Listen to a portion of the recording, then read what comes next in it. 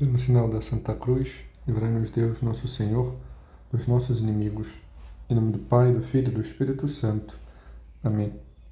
Meu Senhor e meu Deus, creio firmemente que estás aqui, que me vês, que me ouves.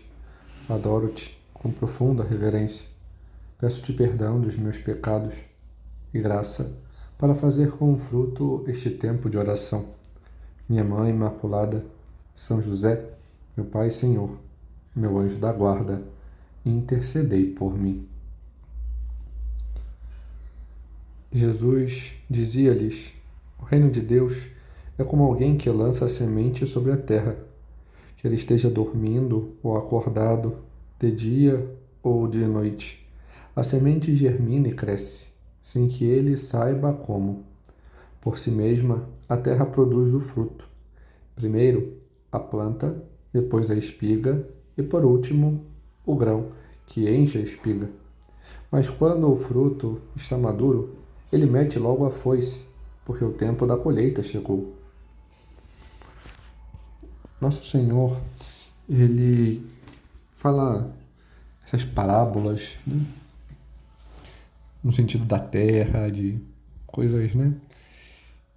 E quando vemos o porquê, é porque aqueles que ali estavam, aqueles, né, seus convivas, seus conterrâneos, eles eram também de uma realidade, né, pastoril e agrícola.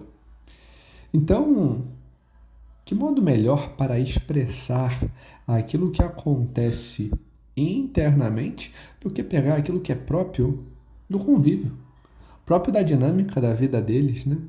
Salientando um algo a mais. Por exemplo, né, a da ovelha perdida. O Senhor salienta algo a mais. Coloca este enfoque na misericórdia, do ir atrás de todos, do querer todos e cada um, do buscar aquele que mais necessita. Né? Há uma diversidade de dinâmicas. Quando ele fala, né, como vimos, em relação aos terrenos, né?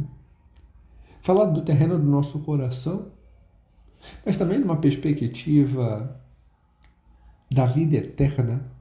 Fala daqueles que se salvam e daqueles que se perdem.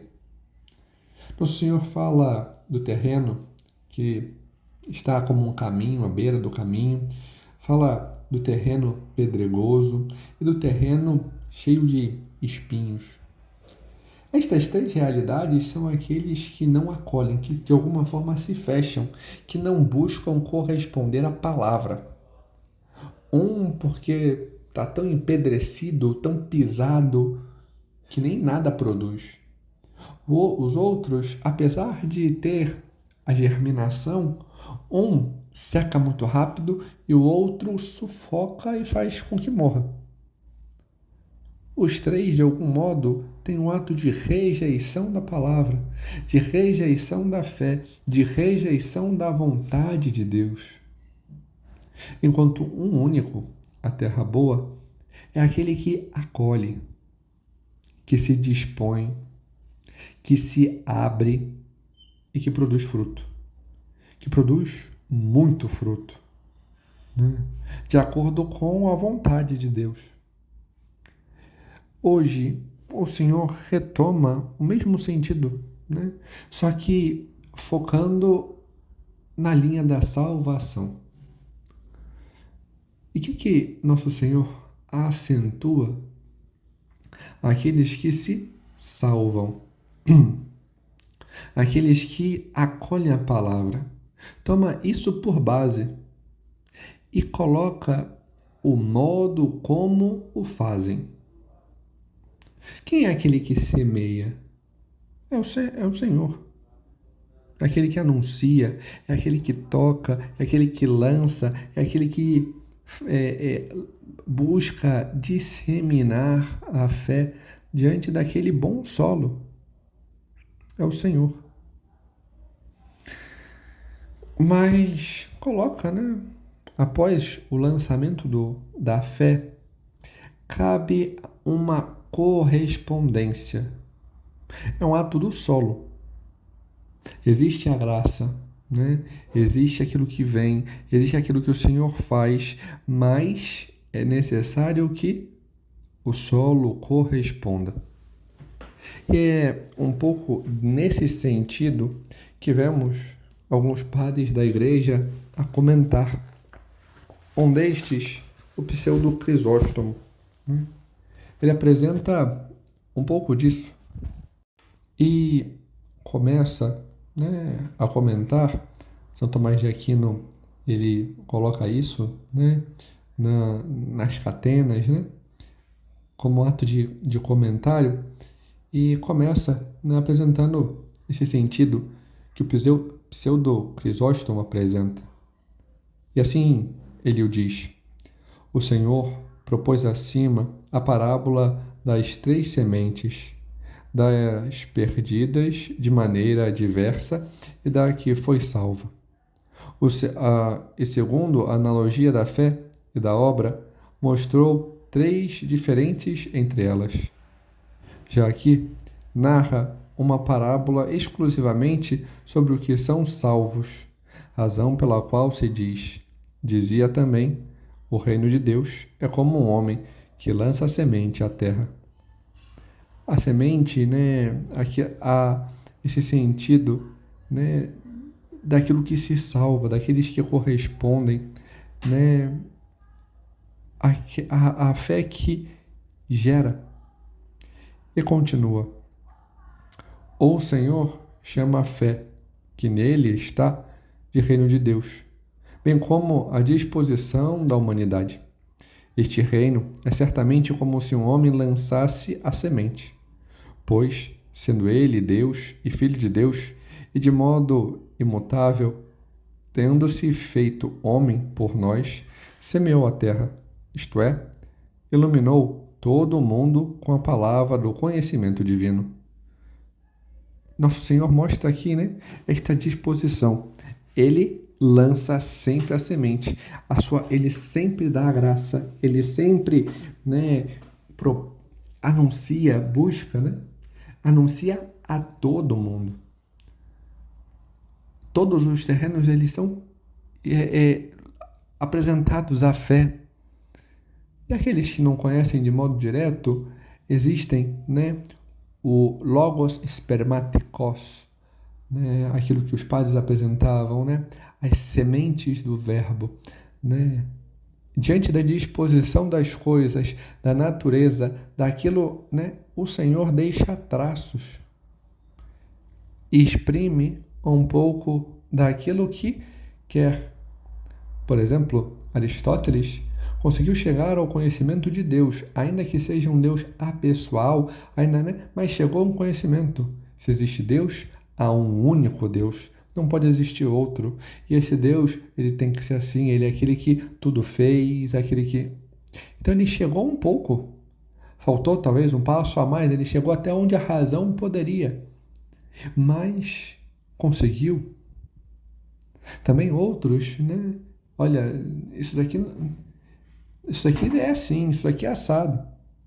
A fé, a razão consegue chegar até certo ponto, mas é necessária a fé para ir além. A razão consegue conceber que existe um único Deus, que esse Deus, né, ele é todo poderoso, né, é ele que dispõe as coisas. Isso é algo racional, ao ponto de os próprios, né, filósofos, aqueles que se vertem diante da verdade, aqueles que buscam realmente a verdade, né, e não aqueles que distorcem, apresentar, né, a negação de Deus é algo irracional, porque a própria disposição das coisas mostra exatamente isso. Certa vez ouvi, né, o pessoal falava que era um corolário, né, das 5 vias de São Tomás de Aquino, ou então a demonstração prática, né, da existência de Deus.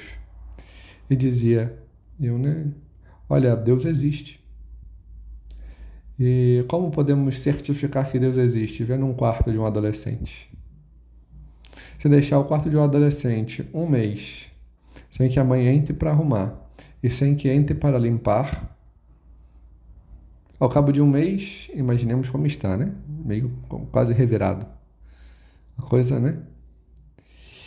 E aí vê aquele estado, fecha a porta e abre.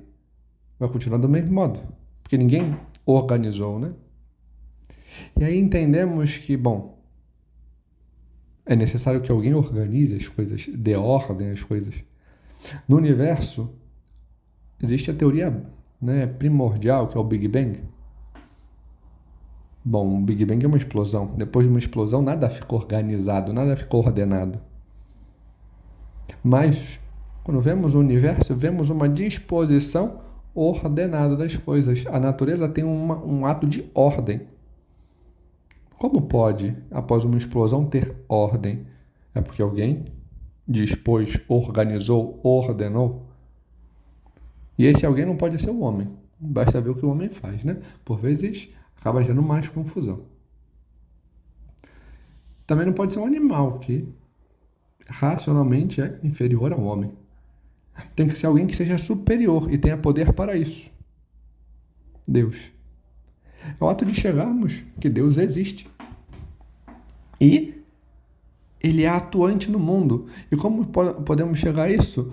Porque, apesar da insistência do homem em desorganizar as coisas, há traços de que as coisas buscam este ato de normalidade, voltam à ordem. Tem essa disposição da natureza, né? E isso precisa de alguém que seja superior. Então, Deus atua, move. Deus não é um relojoeiro que isola, mas é alguém que está próximo, né? Então, existe isso, né?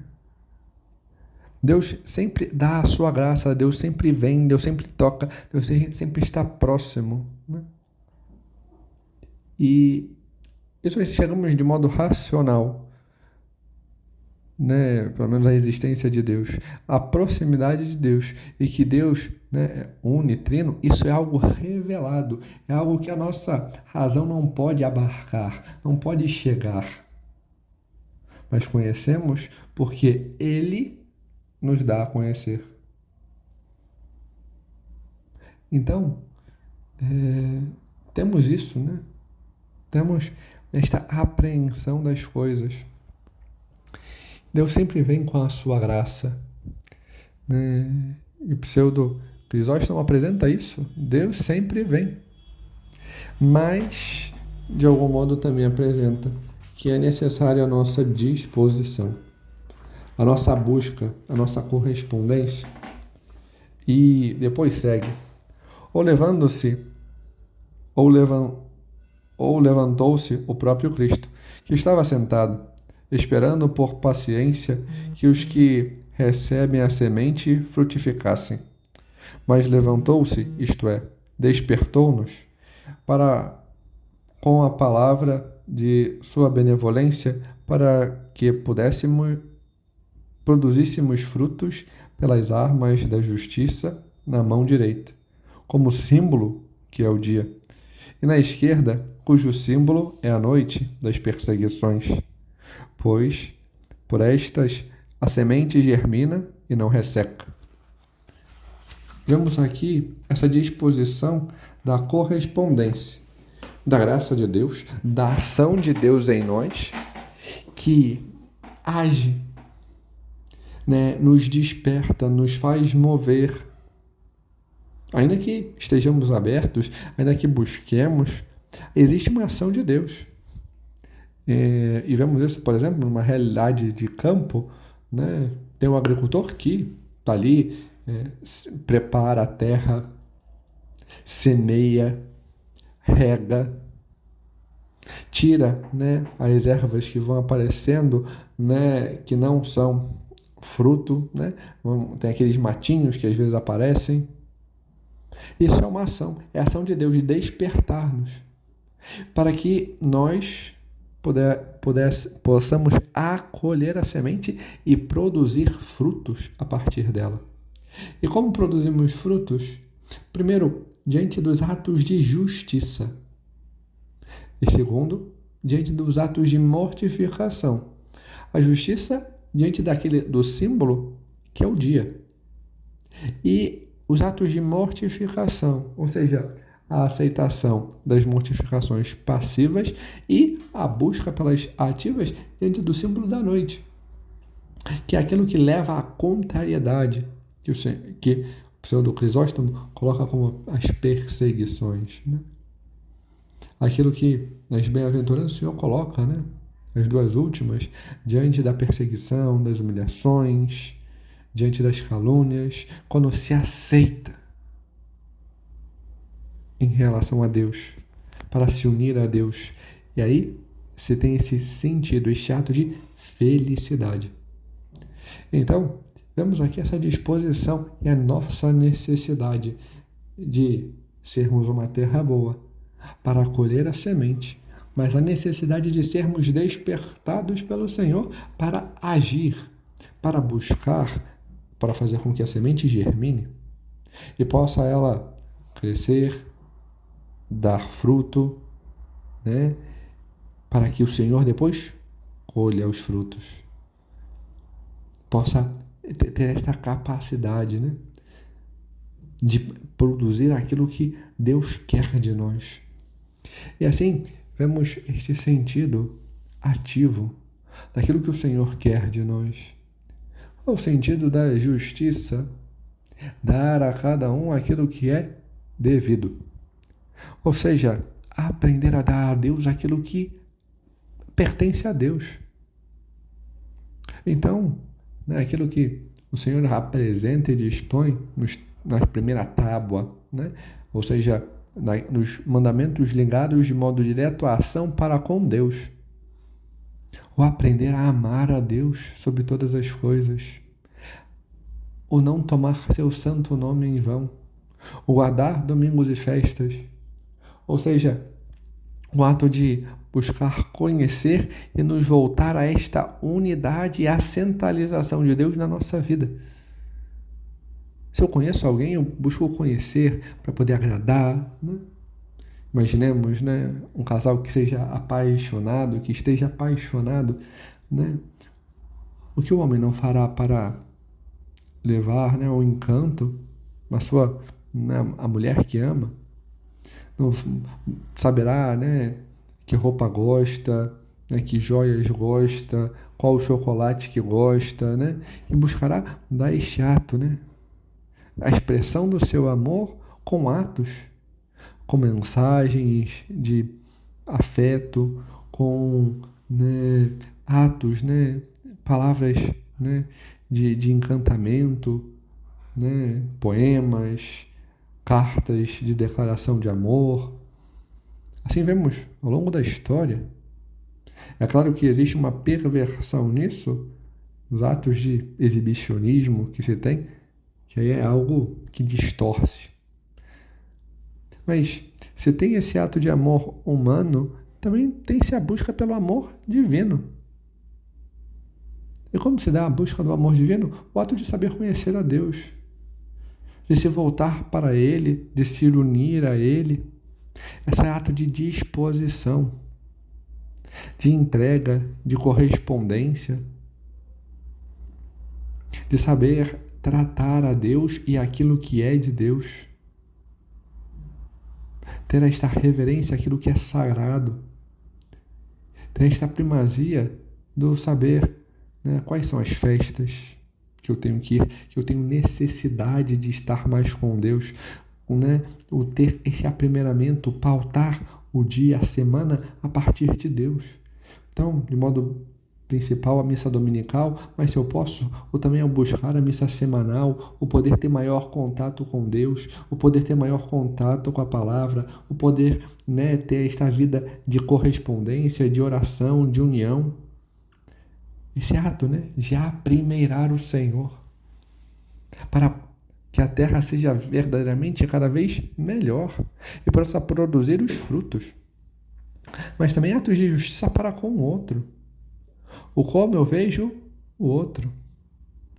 Diante da reverência àqueles que são uma autoridade, aprendendo a obedecer, aprendendo a escutar, aprendendo a cumprir aquilo que lhe é apresentado. Sejam os pais, sejam aqueles que têm autoridade direta em algum âmbito, por exemplo, o chefe, o patrão, diante das autoridades constituídas, diante daquilo que apresenta por regra, né? Existem regras em casa, existem regras na empresa, existem regras na sociedade, as leis. Saber cumprir. O descumprimento é um ato contra aquela autoridade. E é um ato de falta de justiça, porque eu não estou dando aquilo que é devido. O aprender a olhar o outro sem o impulso da ira no ato de domínio para infligir contra o outro, seja em pensamentos, seja em palavras, seja em atos. Aprender a ter este ato, né? De preservar o outro e de preservar a si mesmo. Né? Por exemplo, saber cuidar-se da saúde, daquilo que é necessário, se alimentar bem. O ato de não tratar o outro como um objeto rebaixando, colocando abaixo da dignidade, mas buscar a Deus no outro. Esse sentido próprio do 6º mandamento. Esse ato de olhar o outro e buscar uma retidão no relacionamento com o outro. O não tirar do outro aquilo que é dele, que ele buscou, que ele lutou, seja por roubo, seja pela cobiça, seja pela inveja, seja, né, pela boa fama, levantando falsos testemunhos, fazendo fofoca, né, fazendo, né, intrigas, fazendo esta distorção. Isso ofende, leva a esse ato de arrancar. É necessário sermos diferentes. É necessário aprender a amar estes atos de justiça, de correspondência. Mas também saber dominar-se. Como se faz isso? Nosso Senhor apresenta esse exemplo da noite, daquilo que é um esforço, um ato de esforço pessoal. Ou, por exemplo, né, os jejuns, as mortificações, esses atos aonde eu nego algo do qual eu gosto, do qual é bom. Aquilo que é ilícito, não tenho que fazer um esforço. Não, né? Isso daí não é uma penitência, isso é uma obrigação. Agora, aquilo que é meu, eu tenho que buscar fazer diante daquilo que é bom para tirar, para ter este autodomínio e assim elevar o amor. Eu me privo de uma comida que eu gosto porque eu amo mais a Deus. Eu não faço, né, uma atividade que eu gosto, né, ou faço algo que eu não gosto como algo que eu não gosto porque eu amo mais a Deus. Então eu sei privar-me de um gosto para aquilo que é maior. A busca daquilo que é maior. Este ato. E do mesmo modo, esse crescimento, né, na vida de oração, que é próprio. Esse ato, né, de, e ao mesmo tempo aceitar, né, as perseguições, as tribulações, as humilhações, as dores, aquilo que é um ato passivo e que age em mim. Sem murmuração, sem reclamação, mas no ato de correspondência, de unidade, de reverência, porque é Deus agindo em mim. Eu me preparo para deixar que seja Deus que me modele, Deus que me molde. Esse ato, né, de correspondência ao qual o Senhor nos chama verdadeiramente a buscar, a ser, né? Somos chamados a esta correspondência para fazer com que a fé, fazer com que a semente que o Senhor lança em nós possa ela crescer, se desenvolver e gerar muito fruto. Mas cabe a nós a correspondência da fé, a correspondência da unidade com o Senhor, a correspondência de sermos aquilo que Deus quer de nós, que Deus quer para nós. Que possamos assim fazê-lo, né? Ter essa disposição, esta unidade, essa vivência. Que possamos aprender verdadeiramente aquilo que o Senhor nos apresenta para sermos diferentes, para sermos aquele bom solo que o Senhor quer que sejamos. A Virgem Maria, ela assim o foi. Vemos o quanto Deus preparou a terra diante da disposição que fez, em vista das graças, dos méritos de Cristo, preservando a Virgem Maria do pecado. O modo como a preparou, ornando, né, de graças, adubando a terra, arejando, né, a disposição, né, para fazer a vontade de Deus e se entregar, para que pudesse lançar. E lançou a palavra, e ela buscou essa correspondência, ouvir, meditar, guardar, ter esta vivência orante, para que quando viesse aquela semente, a palavra que se faz carne, ela inteiramente se abrisse e pudesse verdadeiramente gerar. Gerou em seu ventre a palavra de Deus, gerou em seu ventre o Salvador e deu muito fruto. A cabeça nasce, é mãe da cabeça, é mãe de Cristo, é mãe de Deus, mas também o corpo, mãe da igreja, nossa mãe. Ela nos gera, intercede, conduz, que também nós possamos a ela ir, nos unir, para que possamos nós, como ela, fazer a vontade de Deus, para que possamos corresponder, como ela, ao que o Senhor quer, aprendendo, assim com ela, a ouvir, a guardar a palavra em nosso coração e a fazer, a ter este ato de disponibilidade, de liberdade, de entrega, deixar que seja a semente a ser gerada, fecundada, né? E possa produzir muitos frutos. Que possamos nós, como ela, buscar nesta correspondência com o Senhor e ser cada vez mais de Deus. Dou-te graças, Senhor, pelos bons propósitos, afetos e inspirações que me comunicaste neste tempo de oração.